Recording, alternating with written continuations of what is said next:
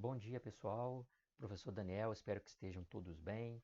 Hoje nós vamos dar continuidade aos nossos estudos falando um pouquinho da intermodalidade, né? Já que a gente começou a falar dos modais, a gente vai falar da intermodalidade.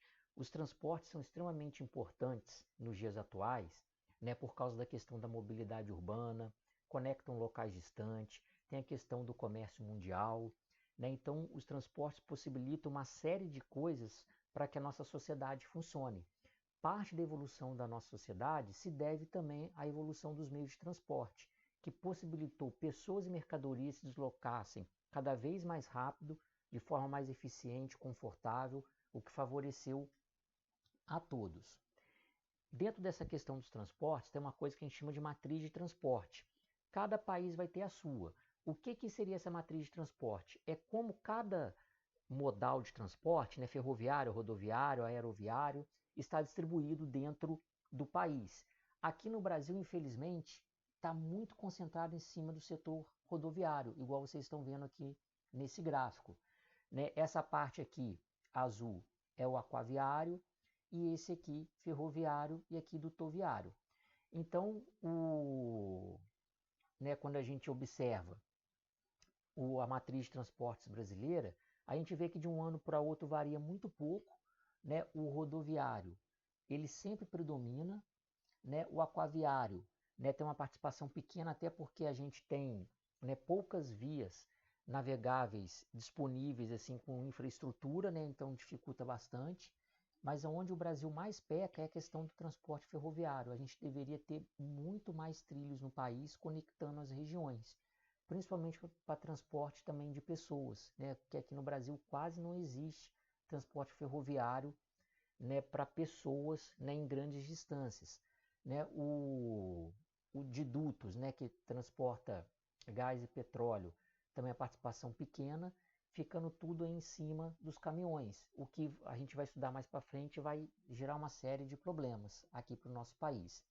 E aqui um comparativo de matriz de transporte entre vários países. O Brasil está aqui embaixo. Ó. Esse aqui é o ferroviário, o vermelho rodoviário e aqui aquaviário e outros.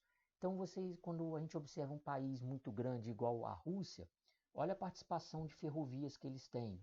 Né? Estados Unidos também bastante ferrovia, não fica tanta coisa em cima do transporte, né, rodoviário.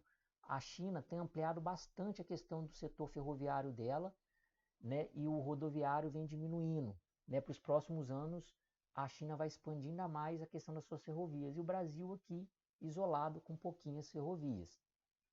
Aqui o custo, né, do transporte e a questão do tempo. O marítimo, apesar de ser o mais lento, ele é o mais barato.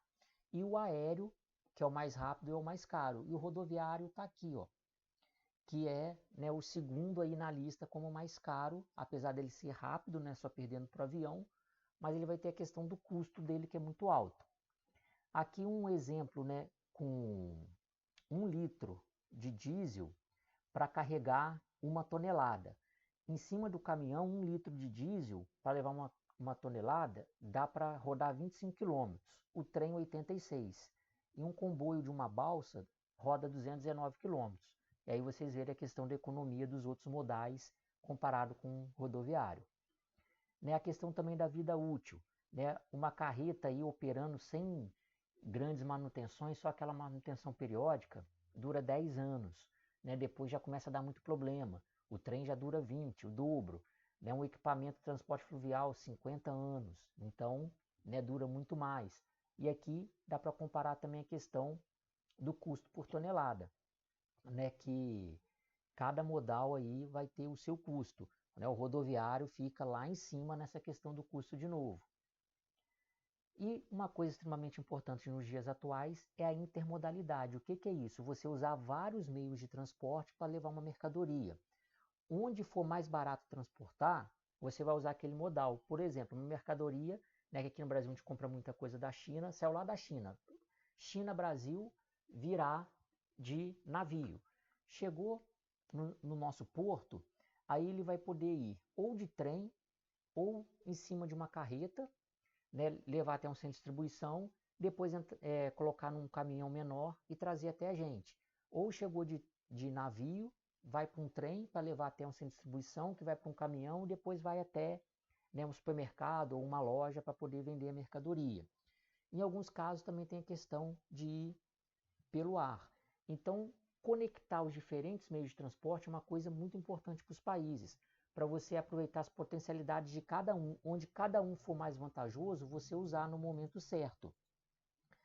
Né? Aqui no Brasil, né, as conexões, a maior parte está aqui no Sudeste, né, dos transportes intermodais, né, e nos outros locais a gente tem pouca participação. Né? Você tem alguns pontos aí conectados, mas ainda falha muita coisa no nosso país.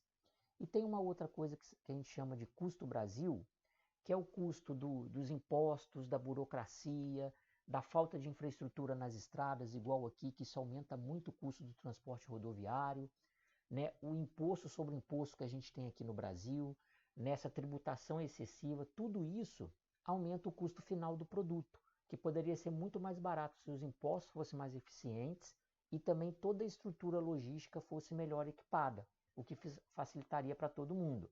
E aí acaba diminuindo, né, aí a questão da nossa vantagem estratégica comparada a outros países. A gente acaba perdendo. E aí tem que aumentar muito o custo, né? Você rodar numa estrada assim, né, você vai gastar mais combustível, quebra mais o caminhão, né? Você tem muita burocracia, tudo isso dificultando aí, né, a produção do nosso país e aumentando o custo final do produto. Né? Então hoje a gente vai ficar por aqui. Um grande abraço para todos e até a próxima.